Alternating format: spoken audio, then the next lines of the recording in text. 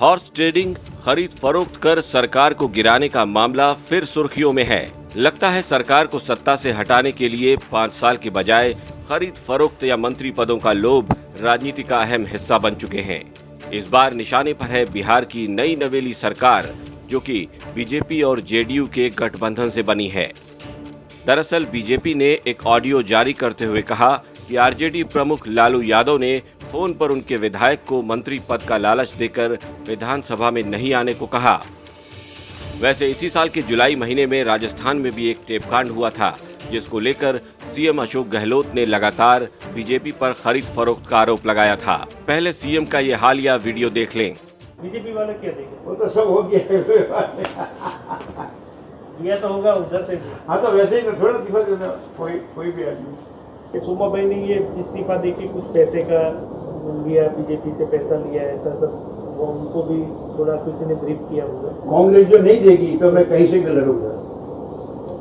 NCP वाले भी मेरे पीछे पड़े हैं, क्योंकि मैं 4 बार एमपी बना। सब आपको तो सभी मेरे को पहचान दे।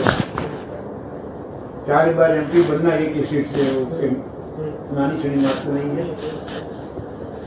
मगर ग्राउंड लेवल पे बीजेपी पूरा खर्चा करती थी मेरे पीछे, और कांग्रेस पे खर्चा मेरे पीछे नहीं होता। इस्तीफा दिया तो 2-5 करोड़ तो दिए होंगे, 5 करोड़ तो दिए होंगे। वो तो सबको दिया, मेरे को दिया।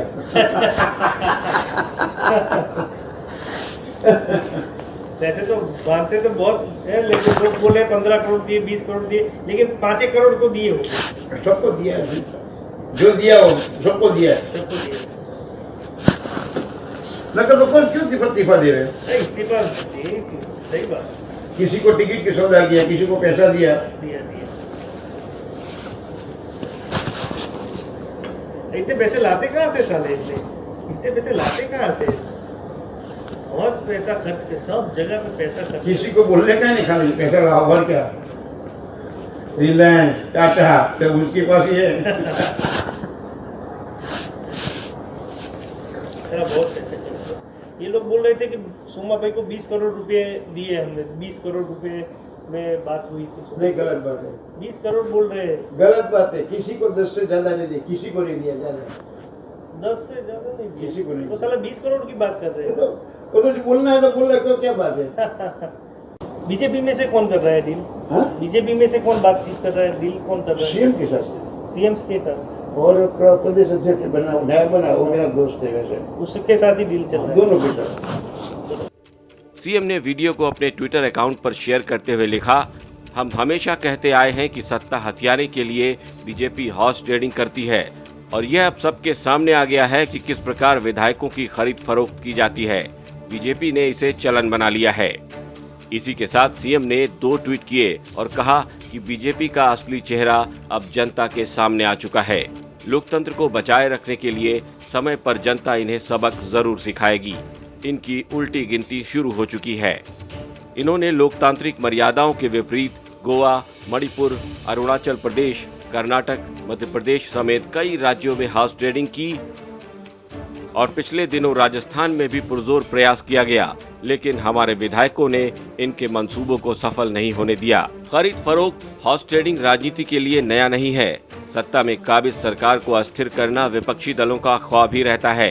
2, 4, 10, 20 विधायक इधर से उधर और सत्ता की चाबी घूम जाती है। वैसे विधायकों, सांसदों की दल बदली को लेकर 1985 में संविधान में 52वां संशोधन कर संविधान में एक 10वीं अनुसूची जोड़कर एक दल बदल कानून बना, जिसमें निर्धारित किया गया कि सदन के किसी सदस्य की शिकायत के बाद सदन का अध्यक्ष विधायकों या सांसदों को दल बदल के आधार पर अयोग्य घोषित कर सकता है। वैसे 1985 में जब यह कानून बना था तो मूल प्रावधान यह था कि अगर किसी पार्टी के 1/3 विधायक या सांसद बगावत करके अलग होते हैं तो उनकी सदस्यता नहीं जाएगी।